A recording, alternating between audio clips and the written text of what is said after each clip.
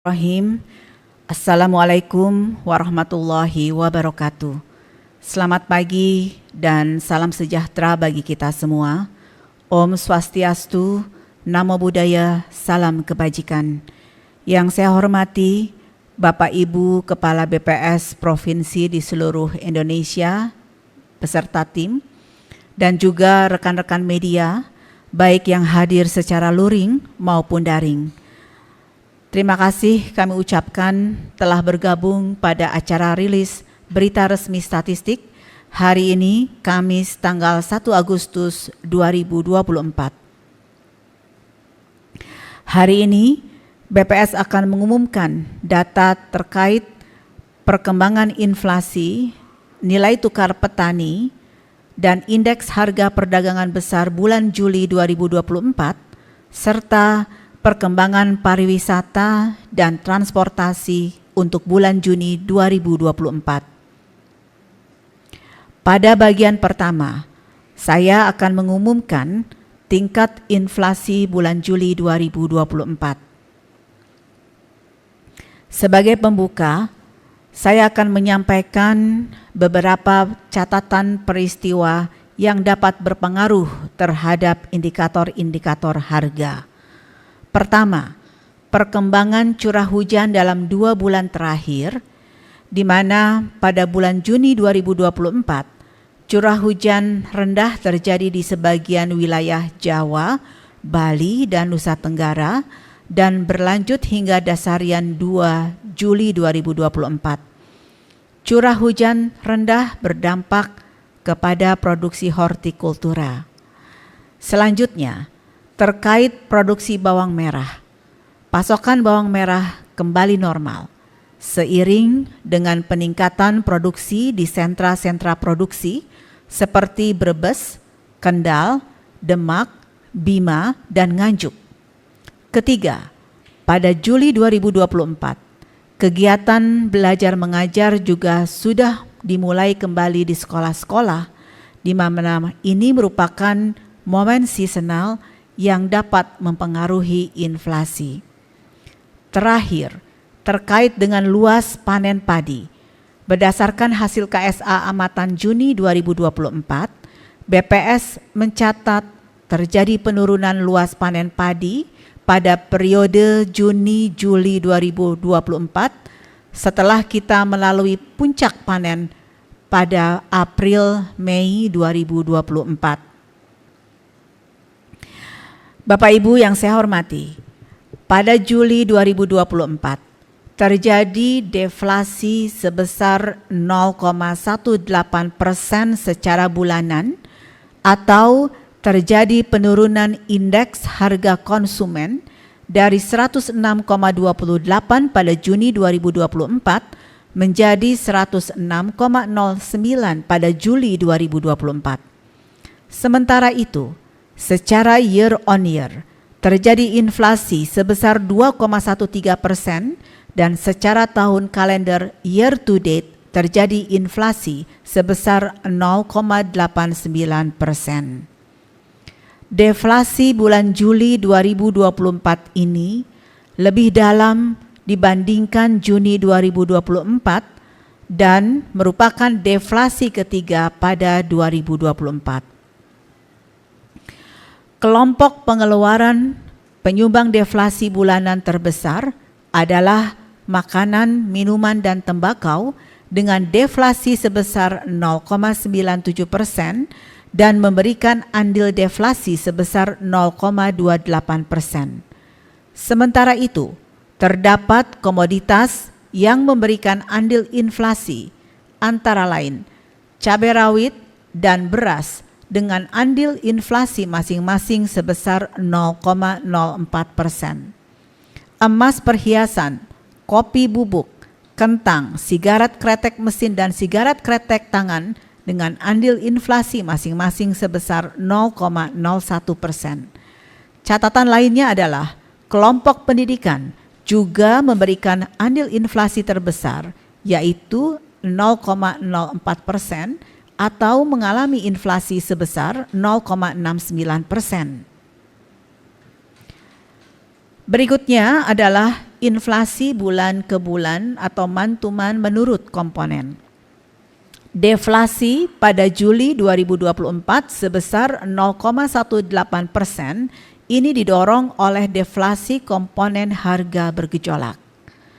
Komponen harga bergejolak mengalami deflasi sebesar 1,92%. Komponen ini memberikan andil deflasi sebesar 0,32%. Komoditas yang dominan memberikan andil deflasi adalah bawang merah, cabai merah, tomat, daging ayam ras, bawang putih, dan telur ayam ras. Komponen inti mengalami inflasi sebesar 0,18%. Komponen ini memberikan andil inflasi sebesar 0,12%. Komoditas yang dominan memberikan andil inflasi adalah emas perhiasan, kopi bubuk, biaya sekolah SD, SMP, dan SMA. Komponen harga diatur pemerintah juga mengalami inflasi sebesar 0,11% dengan andil inflasi sebesar 0,02%. Komoditas yang dominan memberikan andil inflasi adalah sigaret kretek mesin, SKM, dan sigaret kretek tangan atau SKT. Selanjutnya, Bapak dan Ibu, jika kita lihat bagaimana sebaran inflasi bulanan menurut wilayah adalah sebagai berikut. Sebanyak 32 dari 38 provinsi Indonesia mengalami deflasi, sedangkan 6 lainnya mengalami inflasi. Deflasi terdalam sebesar 1,07% terjadi di Sumatera Barat. Sementara itu, inflasi tertinggi terjadi di Papua Barat Daya sebesar 0,25%. Selengkapnya Bapak Ibu dapat lihat pada layar dan naskah BRS secara lebih detail. Pada bagian ini, saya juga akan lebih detail membahas penyumbang utama deflasi pada Juli 2024. Tingkat deflasi kelompok makanan, minuman, dan tembakau pada bulan Juli 2024 adalah yang terdalam sejak November 2022. Kelompok makanan, minuman, dan tembakau menjadi penyumbang deflasi selama 4 bulan berturut-turut. Komoditas utama penyumbang deflasi Juli 2024 antara lain bawang merah menyumbang andil deflasi sebesar 0,11%, cabai merah menyumbang andil deflasi sebesar 0,09%. Tomat menyumbang andil deflasi sebesar 0,07% dan daging ayam ras menyumbang andil deflasi sebesar 0,04%. Di antara komoditas tersebut, tomat mengalami deflasi terdalam sepanjang 2022 sampai dengan 2024. Selanjutnya, Bapak dan Ibu, pada bagian ini saya akan menyampaikan penjelasan mengenai penyumbang utama inflasi pada Juli 2024.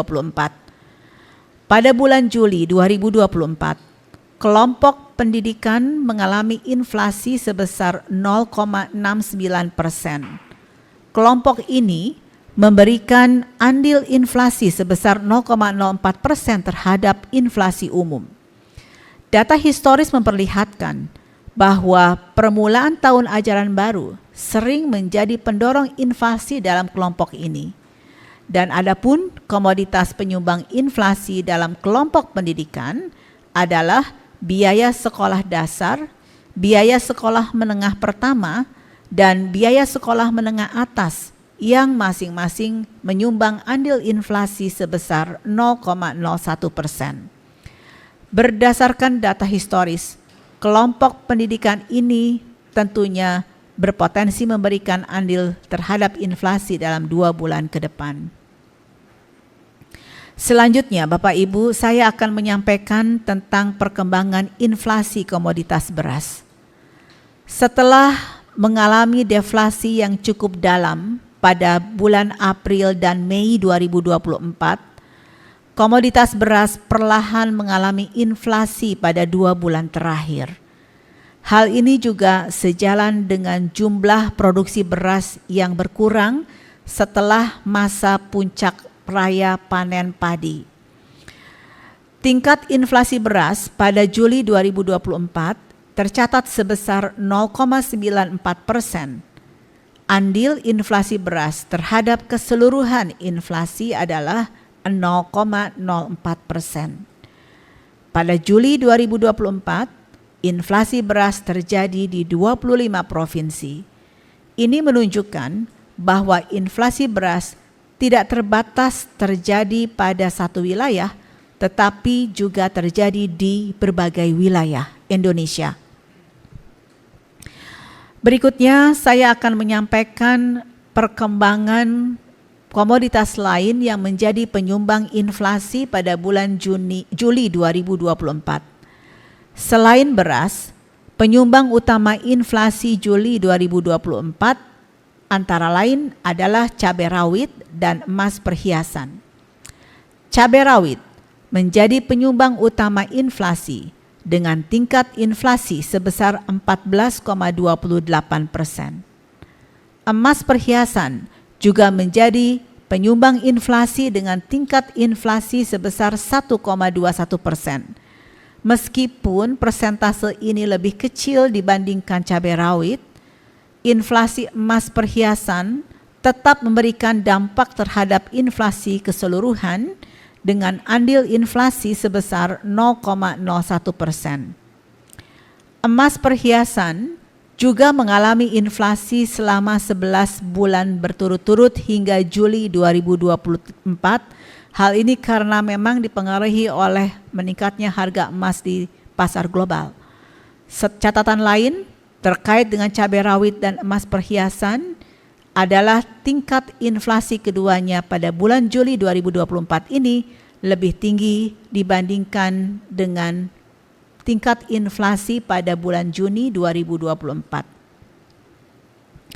Selanjutnya, saya akan menyampaikan perkembangan inflasi dari tahun ke tahun atau yang disebut dengan year on year. Tingkat inflasi tahunan pada Juli 2024 adalah sebesar 2,13% atau terjadi peningkatan indeks harga konsumen dari 103,88 pada Juli 2023 menjadi 106,09 pada Juli 2024. Berdasarkan kelompok pengeluaran, inflasi tahunan utamanya didorong oleh kelompok makanan, minuman, dan tembakau dengan inflasi sebesar 3,66% dan memberikan andil sebesar 1,04% terhadap inflasi umum. Komoditas dengan andil inflasi terbesar pada kelompok ini adalah beras dan sigaret kretek mesin yang masing-masing memberikan andil inflasi sebesar 0,47% dan 0,12%. Komoditas lain yang juga memberikan andil inflasi cukup besar adalah cabai rawit dan gula pasir. Komoditas lain di luar kelompok makanan, minuman, dan tembakau yang juga memberikan andil inflasi cukup signifikan adalah emas perhiasan dengan andil inflasi sebesar 0,27%. Berikutnya, inflasi tahunan bulan Juli 2024 berdasarkan komponen. Secara tahunan, inflasi terjadi pada seluruh komponen. Komponen inti mengalami inflasi tahunan sebesar 1,95%. Komponen ini memberikan andil inflasi terbesar dengan andil inflasi sebesar 1,25%. Komoditas yang dominan memberikan andil inflasi diantaranya adalah emas perhiasan, gula pasir, kopi bubuk, nasi dengan lauk, dan biaya sewa rumah. Kedua adalah komponen harga diatur pemerintah yang juga mengalami inflasi tahunan sebesar 1,47%. Komponen ini memberikan andil inflasi sebesar 0,29%. Komoditas yang dominan memberikan andil inflasi adalah sigaret kretek mesin, sigaret kretek tangan, dan sigaret putih mesin. Ketiga adalah komponen harga bergejolak yang mengalami inflasi sebesar 3,63% dengan andil inflasi sebesar 0,59%. Komoditas yang dominan memberikan andil inflasi adalah beras, cabai rawit, dan cabai merah. Bapak Ibu, selanjutnya mari kita lihat sebaran inflasi tahunan menurut wilayah. Secara tahunan, seluruh provinsi mengalami inflasi. Inflasi tertinggi terjadi di Papua Pegunungan dengan inflasi sebesar 5,09%. Sedangkan inflasi terendah terjadi di Kepulauan Bangka Belitung dengan inflasi sebesar 0,84%. Selengkapnya, Bapak Ibu dapat lihat pada layar dan pada naskah BRS. Sebagai ringkasan angka inflasi bulan Juli 2024, saya dapat sampaikan sebagai berikut. Pertama, pada bulan Juli 2024 terjadi deflasi mantuman sebesar 0,18% dan terjadi inflasi secara year on year sebesar 2,13%. Kedua, penyumbang utama deflasi Juli 2024 secara mantuman adalah kelompok makanan, minuman, dan tembakau dengan andil 0,28%. Komoditas penyumbang utama deflasi pada kelompok ini antara lain adalah bawang merah, cabai merah, tomat, dan daging ayam ras. Ketiga, penyumbang utama inflasi bulan Juli 2024 secara year on year adalah kelompok makanan, minuman, dan tembakau dengan andil inflasi sebesar 1,04%. Komoditas penyumbang utama inflasi pada kelompok ini adalah beras, sigaret kretek mesin, cabai rawit, dan gula pasir. Bapak Ibu yang saya hormati, pada bagian kedua, saya akan menyampaikan perkembangan nilai tukar petani, nilai tukar usaha petani, dan perkembangan harga gabah dan beras. Nilai tukar petani pada bulan Juli 2024 tercatat sebesar 119,61 atau naik 0,70% dibandingkan bulan Juni 2024.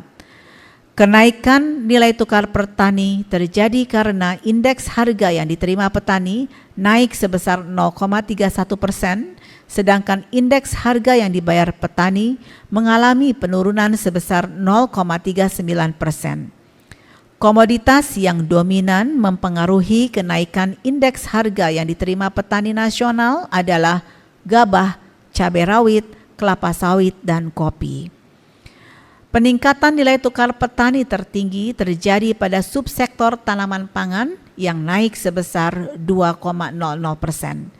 Kenaikan ini terjadi karena indeks harga yang diterima petani naik sebesar 1,60%, sedangkan indeks harga yang dibayar petani mengalami penurunan sebesar 0,39%. Komoditas yang mempengaruhi secara dominan kenaikan indeks harga yang diterima petani adalah gabah dan kacang tanah. Penurunan nilai tukar petani terdalam terjadi pada subsektor hortikultura yang turun sebesar 4,16%. Penurunan ini terjadi karena indeks harga yang diterima petani turun sebesar 4,46%, lebih dalam daripada penurunan indeks harga yang dibayar petani yang turun 0,31%. Komoditas yang dominan mempengaruhi penurunan indeks harga yang diterima petani adalah bawang merah, cabai merah, tomat, dan kol kubis, karena hal ini seiring dengan tadi bahwa harga bawang merah, cabai merah, tomat, dan kol kubis mengalami penurunan. Selanjutnya, nilai tukar usaha petani pada bulan Juli 2024 tercatat sebesar 122,25 atau naik 0,29% dibandingkan bulan Juni 2024. Kenaikan NTUP terjadi karena indeks harga yang diterima petani naik sebesar 0,31% dan indeks biaya produksi dan penambahan barang modal mengalami kenaikan sebesar 0,02%.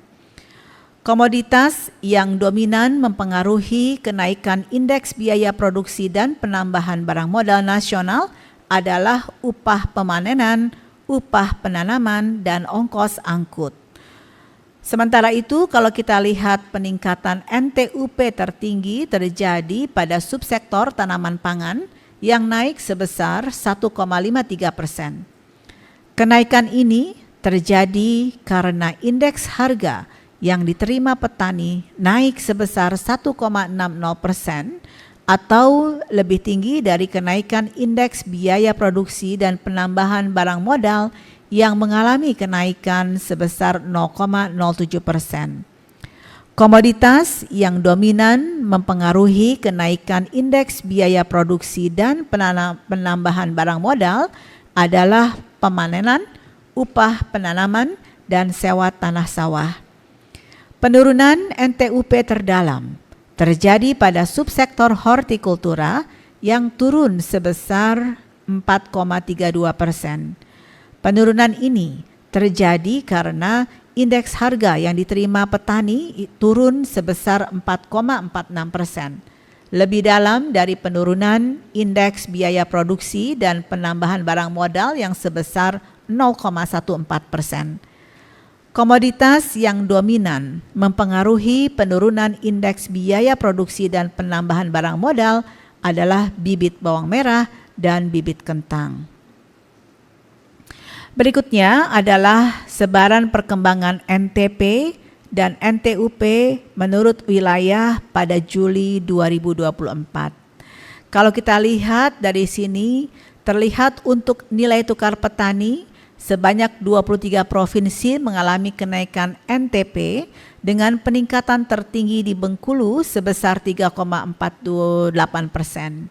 Sementara itu, 15 provinsi mengalami penurunan NTP yang terdalam terjadi di Sulawesi Tengah.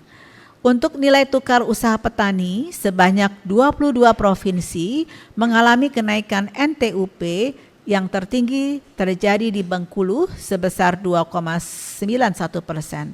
Informasi lebih lanjut untuk NTP dan NTUP berdasarkan wilayah bisa Bapak Ibu lihat pada bahan rilis ini atau pada naskah BRS. Selanjutnya adalah rata-rata harga gabah di tingkat petani dan beras di penggilingan, grosir, serta eceran. Harga gabah di tingkat petani pada bulan Juli 2024 adalah sebagai berikut. Gabah kering panen naik sebesar 5,28% secara mantuman dan naik sebesar 15,43% secara year on year. Gabah kering giling naik sebesar 4,49% secara mantuman dan sebesar 12,19% secara year on year. Sementara itu, untuk rata-rata harga beras di penggilingan pada bulan Juli 2024 naik sebesar 2,22% secara mantuman dan naik sebesar 14,15% secara year on year. Untuk inflasi beras di tingkat grosir dan eceran pada bulan Juli 2024 adalah sebagai berikut. Di tingkat grosir terjadi inflasi sebesar 1,03% secara mantuman atau naik sebesar 11,77% secara year on year. Di tingkat eceran mengalami inflasi sebesar 0,94% secara mantuman dan naik sebesar 12,65% secara year on year.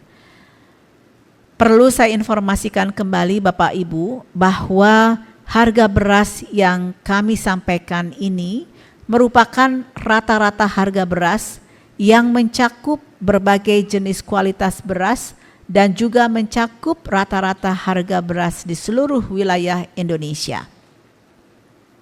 Selanjutnya, Di bagian ketiga, saya akan menyampaikan perkembangan indeks harga perdagangan besar dan indeks harga perdagangan besar untuk kelompok bangunan dan konstruksi. Pada Juli 2024, inflasi HPB umum nasional secara mantuman mengalami deflasi sebesar 0,20%. Sementara secara year on year terjadi inflasi sebesar 2,99% dan secara year to date terjadi inflasi sebesar 1,64%. Apabila kita lihat berdasarkan sektornya, maka secara mantuman deflasi HPB terjadi pada sektor pertanian serta sektor pertambangan dan penggalian. Sementara itu, sektor industri mengalami inflasi HPB sebesar 0,16% dengan inflasi HPB dengan andil inflasi HPB sebesar 0,13%. Secara year on year, inflasi HPB terjadi pada semua sektor dan yang terbesar inflasinya terjadi pada sektor pertanian. Sementara itu, sektor yang memberikan andil inflasi HPB terbesar secara year on year adalah sektor industri sebesar 2,05%. Selanjutnya adalah inflasi HPB pada kelompok bangunan atau konstruksi. Kalau kita lihat pada bulan Juli 2024 terjadi inflasi sebesar 0,13% mantuman dan 1,18% year on year untuk inflasi HPB pada kelompok bangunan konstruksi. Secara bulanan, seluruh komponen jenis bangunan mengalami inflasi. Kelompok bangunan tempat tinggal dan bukan tempat tinggal, bangunan pekerjaan umum untuk pertanian, serta bangunan pekerjaan umum untuk jalan, jembatan, dan pengelabuhan mengalami inflasi HPB tertinggi sebesar 0,14%. Komoditas bahan bangunan yang mengalami perubahan indeks harga bulanan mantuman pada Juli 2024 antara lain yang mengalami kenaikan adalah semen, solar, dan kayu balok. Yang mengalami penurunan adalah besi konstruksi bangunan. Kemudian saya akan lanjut pada bagian keempat, yaitu tentang statistik perkembangan pariwisata untuk kondisi bulan Juni 2024. Bapak dan Ibu, pertama saya akan menyampaikan mengenai perkembangan jumlah kunjungan wisatawan mancanegara atau Wisman. Di bulan Juni 2024, kunjungan Wisman melalui pintu masuk utama adalah sebanyak 997.258 kunjungan. Sementara yang masuk melalui pintu masuk perbatasan sebanyak 171.730 kunjungan. Dengan demikian, secara total jumlah kunjungan Wisman adalah sebanyak 1.168.988 kunjungan atau naik sebesar 2,05% secara bulanan dan naik sebesar 9,99% secara tahunan. Sebagaimana terlihat dalam grafik yang saya tampilkan pada layar ini, tingkat kunjungan Wisman terus meningkat dari waktu ke waktu dan semakin mendekati level sebelum pandemi di tahun 2019. Secara kumulatif sepanjang semester 1 2024, total kunjungan Wisman mencapai 6.413.201 kunjungan atau meningkat sebesar 21,02% dibandingkan periode yang sama pada tahun 2023. Total jumlah kunjungan Wisman pada semester pertama tahun 2024 ini merupakan yang tertinggi sejak tahun 2020. Selanjutnya, mari kita lihat bagaimana jumlah kunjungan Wisman menurut kebangsaan. Pada bulan Juni 2024, kunjungan Wisman terbanyak berasal dari kebangsaan Malaysia, kemudian disusul oleh Singapura dan Australia. Kunjungan Wisman dari Malaysia mengalami penurunan sebesar 5,86% secara bulanan.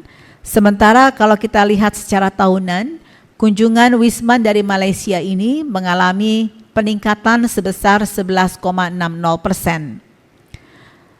Wisman berkebangsaan Malaysia paling banyak masuk ke Indonesia melalui Bandara Soekarno-Hatta, sementara Wisman kebangsaan Singapura paling banyak masuk melalui pintu Batam.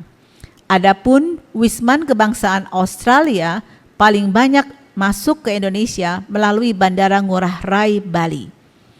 Dalam hal rata-rata lama tinggal, pada Juni 2024, Wisman termasuk pelintas batas menghabiskan waktu rata-rata tinggal di Indonesia selama 7,13 malam di Indonesia.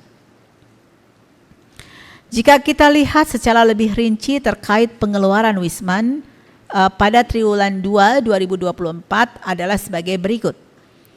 Rata-rata pengeluaran Wisman adalah sekitar 1.444 US dollar per kunjungan.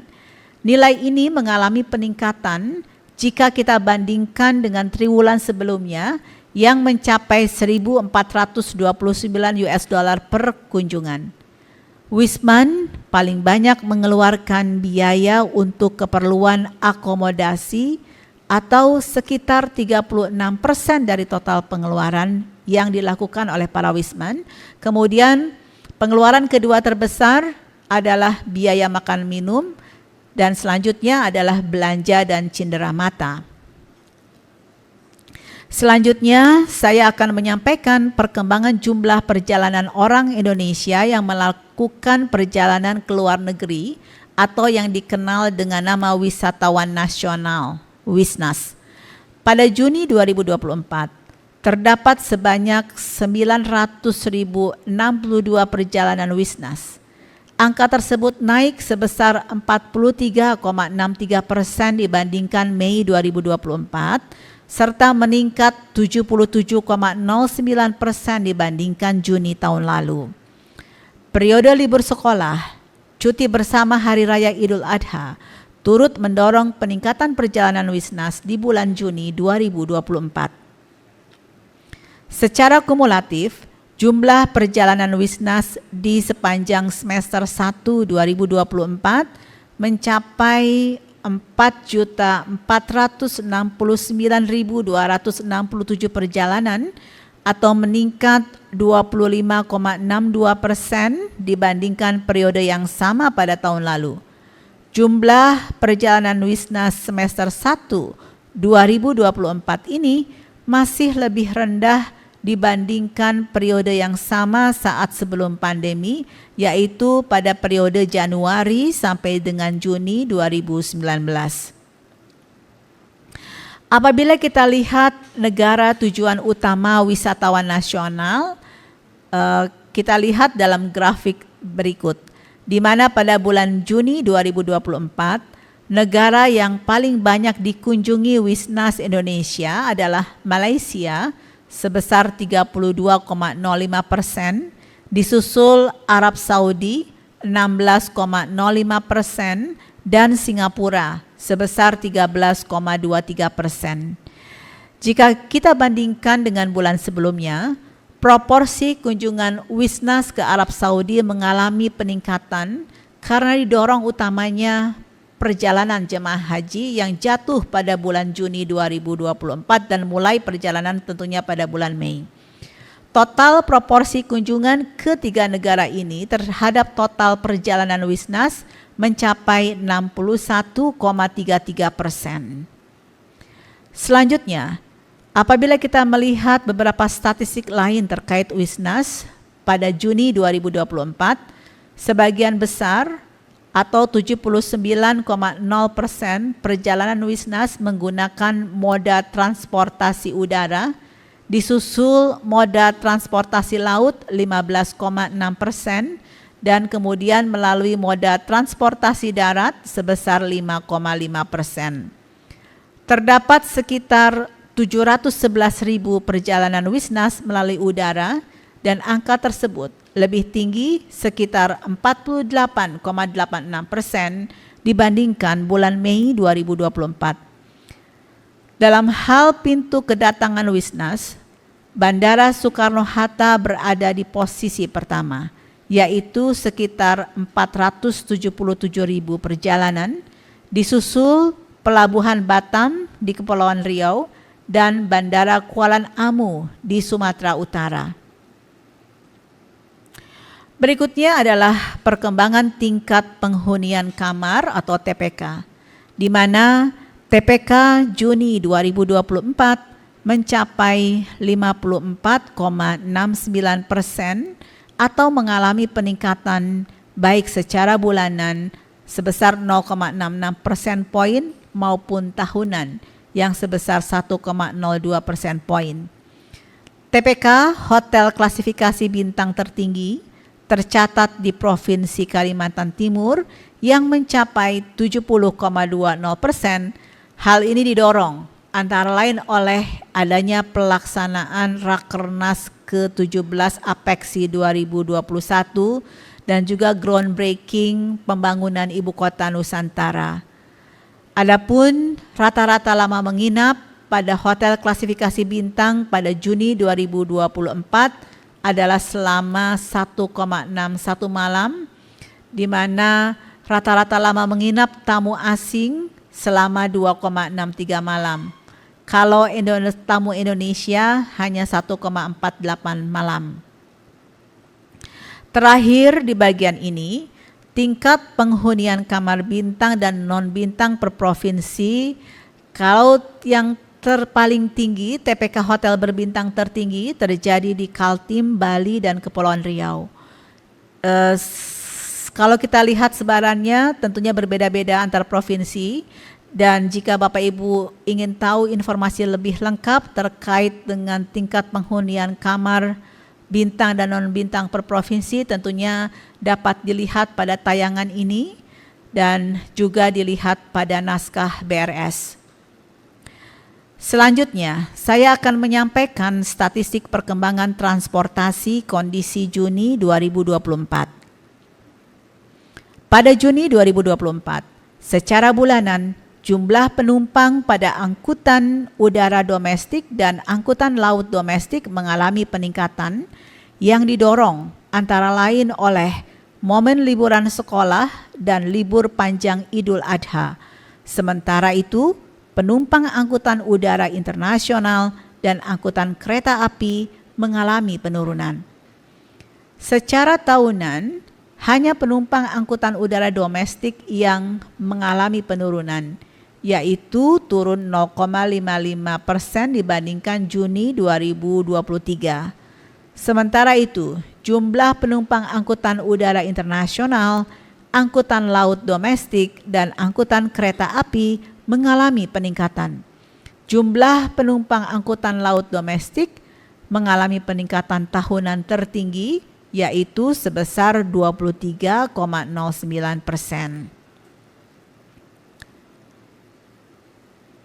Selanjutnya, untuk angkutan barang pada Juni 2024.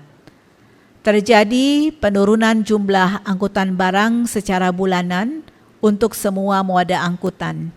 Sementara secara tahunan, hanya angkutan laut domestik yang mengalami penurunan, yaitu sebesar 4,03%. Penurunan secara bulanan dan tahunan pada angkutan laut domestik terutama terjadi di Pelabuhan Panjang dan Pelabuhan Makassar. Penurunan distribusi barang melalui angkutan laut terutama terjadi pada komoditas batu bara, pupuk, dan CPO. Demikian rilis berita resmi statistik tanggal 1 Agustus 2024. Terima kasih atas perhatiannya dan saya persilahkan seluruh kepala BPS Provinsi untuk melanjutkan rilis di wilayahnya masing-masing. Bismillahirrahmanirrahim. Assalamualaikum warahmatullahi wabarakatuh. Bapak Ibu semua yang hadir di ruangan ini, terima kasih atas kehadirannya pada hari ini, tanggal 1 Agustus 2024, BPS akan merilis angka inflasi, nilai tukar petani, ekspor-impor, pariwisata, dan transportasi. Terima kasih kami aturkan kepada pemerintah daerah Provinsi Kalimantan Barat yang hadir dalam acara rilis ini, yang diwakili oleh Bapak Asisten, kemudian juga hadir beberapa kepala dinas, kepala badan, terima kasih Kepala Biro Perekonomian, dan Bapak Ibu semuanya, stakeholder terkait. Saya ucapkan terima kasih atas kehadiran, kolaborasi, koordinasinya untuk kelancaran statistik di Kalimantan Barat. Baik, kita akan merilis inflasi yang pertama. Beberapa catatan peristiwa di mana pada bulan Juli 2024 adalah bertepatan dengan libur sekolah dan tahun ajaran baru yang tentunya akan mempengaruhi angka inflasi di Kalimantan Barat bulan Juli 2024. Demikian juga biaya produksi untuk ternak ayam yang mengalami penurunan, ini juga akan mempengaruhi inflasi terkait dengan produk-produk yang dihasilkan dari sektor peternakan. Kinerja sektor manufaktur, mitra dagang, dan depresiasi rupiah mempengaruhi nilai ekspor dan impor di Kalimantan Barat. Selanjutnya, kita lihat bagaimana kondisi inflasi di Kalimantan Barat.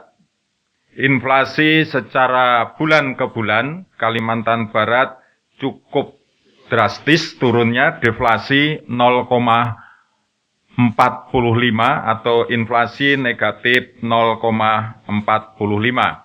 Sebagaimana tadi rilis di BPS di pusat, secara nasional mengalami deflasi 0,18. Inflasi dari tahun ke tahun sebesar 1,58, sedangkan nasional 2,13. Sampai dengan bulan Juli, ya, terhadap Desember 2023, kita selama 7 bulan mengalami inflasi 0,89%. Di grafik kiri bawah bisa dilihat perkembangan inflasi mantuman bulan ke bulan untuk Kalimantan Barat dari Januari sampai dengan Juli, di mana Juli mengalami deflasi yang paling tinggi di antara bulan-bulan sebelumnya. Inflasi atau deflasi, inflasi negatif atau deflasi ini diakibatkan oleh sumbangan deflasi sektor makanan, minuman, dan tembakau, yang diantaranya disebabkan oleh untuk mantuman, yaitu cabai rawit yang mengalami inflasi, telur ayam ras, buku pelajaran SD, tadi karena ada tahun ajaran baru, air kemasan, dan buku pelajaran SMP. Sedangkan yang menimbulkan deflasi atau inflasi negatif, karena biaya produksi peternakan yang sedikit menurun, sehingga daging ayam ras mengalami deflasi, kemudian juga sawi hijau, bawang merah, tomat, dan angkutan udara. Ya, kita lanjut dengan inflasi tahun ke tahun yang sebesar 1,58%, dan ini juga kita lihat di grafik yang kiri bawah merupakan inflasi yang paling rendah secara YoY setiap bulannya. Tapi kalau kita lihat penyebabnya, ya sama juga makanan, minuman, dan tembakau, di mana beras secara YoY masih memiliki andil terhadap pendorong inflasi, yaitu 0,8521. Kemudian sigaret kretek mesin, cabai rawit, ikan tenggiri, dan gula pasir. Sedangkan secara yang menekan inflasi atau membuat deflasi adalah daging ayam ras, ikan kembung, bahan bakar rumah tangga, angkutan udara, ikan bandeng atau ikan bolu. Lanjut, kita lihat inflasi untuk masing-masing kota IHK di Kalimantan Barat, di mana yang terjadi untuk Ketapang dengan indeks harga konsumen 106,95 secara YoY mengalami inflasi 2,06%. Nah, ini kalau kita lihat Kayong Utara merupakan daerah yang inflasi secara YoY-nya paling tinggi. Tetapi kalau kita lihat secara bulanan, semuanya mengalami deflasi. Dengan deflasi tertinggi adalah di Kota Pontianak sebesar negatif 0,60%. Sedangkan untuk Kota Singkawang hanya sebesar negatif 0,14%. Nah, sehingga menyebabkan inflasi YoY untuk Kota Pontianak yang paling rendah, sedangkan Kayong Utara yang paling tinggi. Beberapa hal terkait ringkasan inflasi, pada bulan Juli 2024 terjadi deflasi secara bulan ke bulan sebesar 0,45 atau inflasi negatif 0,45, sedangkan inflasi tahun ke tahun sebesar 1,58% dan inflasi dari Januari sampai dengan Juli sebesar 0,89%. Penyumbang utama deflasi Juli 2024 secara bulan ke bulan adalah kelompok makanan, minuman, dan tembakau dengan andil 0,48%. Penyumbang utama deflasi pada kelompok ini adalah daging ayam ras, sawi hijau, bawang merah, tomat, dan ketimun. Penyumbang utama inflasi bulan Juli secara tahun ke tahun adalah kelompok makanan, minuman, dan tembakau juga, dengan andil 1,01%. Komoditas penyumbang utama inflasi pada kelompok ini adalah beras, rokok, cabai merah, cabai rawit, gula pasir, dan ikan tenggiri. Bapak Ibu semuanya, kita lanjutkan dengan nilai tukar petani. Nilai tukar petani mengalami peningkatan yang antara lain disebabkan oleh peningkatan indeks yang diterima petani sebesar 1,62% dan indeks yang dibayar petani mengalami penurunan, yaitu 0,17%. Komoditas penyumbang yang menyebabkan indeks harga petani meningkat adalah kelapa sawit, karet, lada atau merica, dan jeruk. Sedangkan komoditas penyumbang indeks yang dibayar petani sehingga mengalami penurunan adalah ketimun, kacang panjang, bawang merah, dan beras, di mana beras pada bulan yang ini bulan Juli mengalami deflasi. Kita lihat menurut subsektor yang perlu menjadi perhatian adalah NTP sektor tanaman pangan yang beberapa kali mengalami perubahan negatif atau mengalami penurunan, yaitu bulan Juni sebesar 93,60, bulan Juli ini sebesar 93,45. Sektor peternakan juga mengalami penurunan walaupun nilai NTP-nya masih di atas 100. Sedangkan perikanan, tanaman perkebunan, dan hortikultura semuanya mengalami peningkatan dibandingkan dengan bulan Juni 2024, tetapi untuk sektor perikanan masih tetap di bawah 100 sehingga perlu upaya-upaya khusus untuk meningkatkan nilai tukar petani di sektor perikanan. Nilai tukar usaha pertanian, ya kita lihat di dalam grafik ini juga mengalami peningkatan hampir sama dengan NTP. Indeks harga yang diterima petani mengalami peningkatan, sedangkan indeks biaya produksi dan penambahan barang modal mengalami penurunan sebesar 0,17%. Salah satunya penyumbangnya adalah harga pupuk, NPK, urea, dan herbisida, dan juga KCL. Sedangkan komoditas penyumbang indeks harga yang diterima petani karena harga kelapa sawit yang meningkat, karet, lada merica, dan jeruk. Hampir mirip dengan nilai tukar petani untuk tanaman pangan, usaha sektor tanaman pangan juga mengalami penurunan, tetapi di sini sedikit perbedaan untuk peternakan. Di sini usaha peternakan mengalami sedikit penurunan, yaitu penurunan sebesar 1,17%. Kita lanjutkan kepada ekspor impor. Ya, perkembangan ekspor kita lihat angkanya yang positif untuk industri pengolahan yang menyumbang sebesar 93,17%, di mana secara bulanan mengalami peningkatan 34,27%. Tetapi secara YoY tahun ke tahun mengalami penurunan 9,73%. Ekspor 3 negara terbesar masih seperti biasanya, yaitu India, Tiongkok, dan sekarang ada tambahan Uni Emirat Arab, di mana India 62%, Tiongkok 34,87%, 34,87 US dollar, persentasenya adalah sekitar 19%, sedangkan ke Uni Emirat Arab sebesar 15%. Kita lanjutkan terkait dengan impor.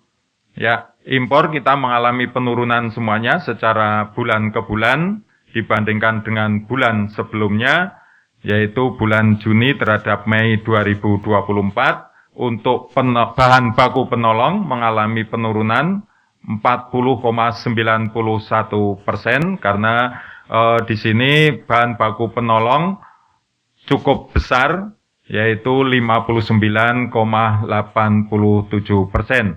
Secara mantuman maupun secara YoY semuanya mengalami penurunan, di mana untuk bulan Juni 2024 terhadap Juni 2023 mengalami penurunan 11,86%. Impor terhadap 3 negara terbesar, yaitu Malaysia, dari Pakistan dan Tiongkok, masing-masing 36%, dari Malaysia 25%, dari Pakistan, dan dari Tiongkok sekitar 23%.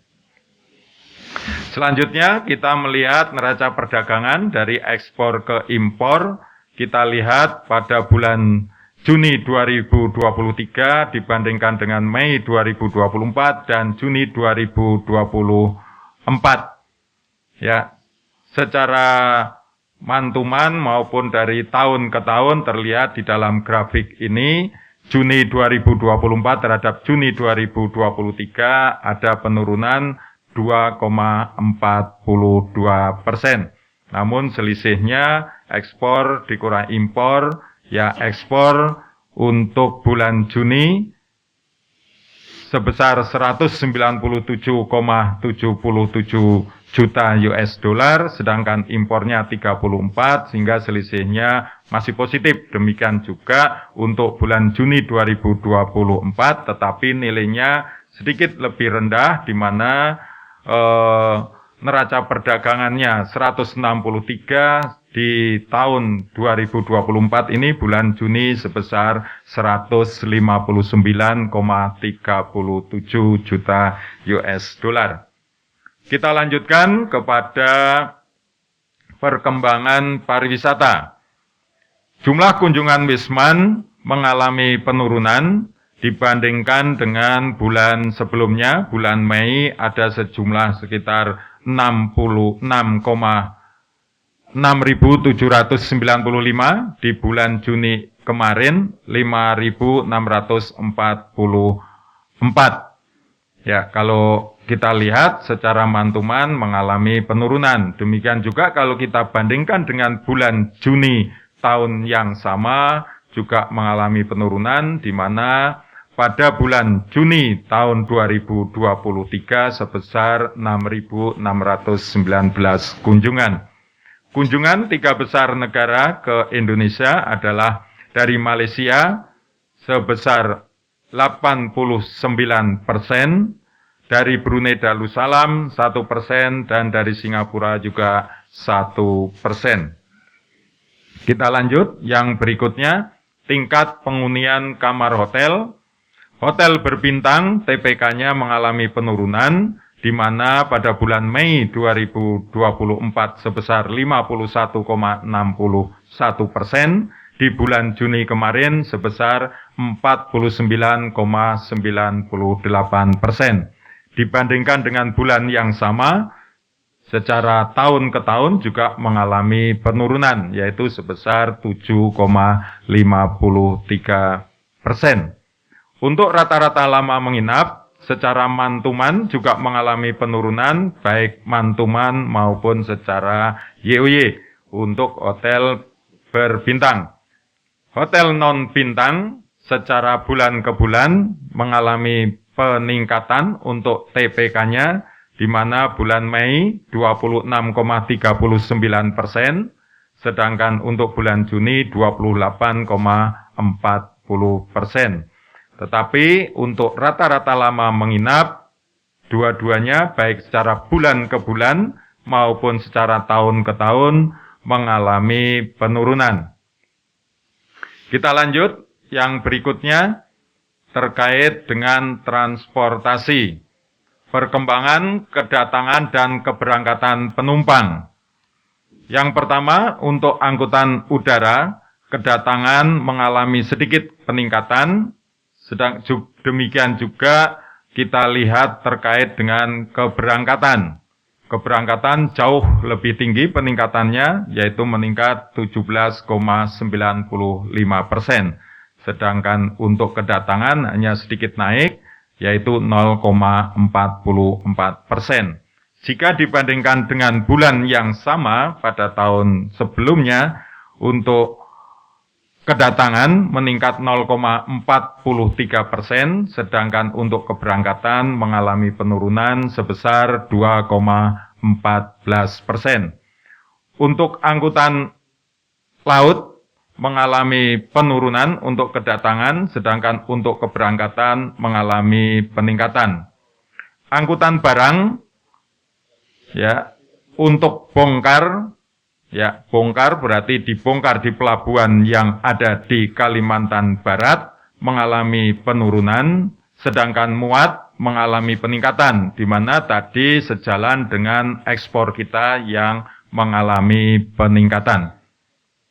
Dilanjut. Terima kasih. Mungkin itu yang bisa kita sampaikan, Bapak Ibu semuanya, hadirin yang hadir di ruangan ini maupun pemirsa yang menyaksikan lewat rilis online. Beberapa hal yang terkait dengan rilis pada hari ini, kami dari BPS menyampaikan terima kasih kepada semua masyarakat yang terlibat dalam pengumpulan data, baik harga, perkembangan harga di 5 kota maupun terkait dengan transportasi dan pariwisata, serta nilai tukar petani. Demikian yang dapat kami sampaikan. Terima kasih atas kerjasamanya. Sekali lagi terima kasih atas kehadiran Bapak Ibu, Kepala OPD, pejabat di tingkat Provinsi Kalimantan Barat, dan semua teman-teman saya di kabupaten kota yang telah menghasilkan data yang berkualitas untuk rilis pada hari ini. Terima kasih, saya akhiri. Assalamualaikum warahmatullahi wabarakatuh.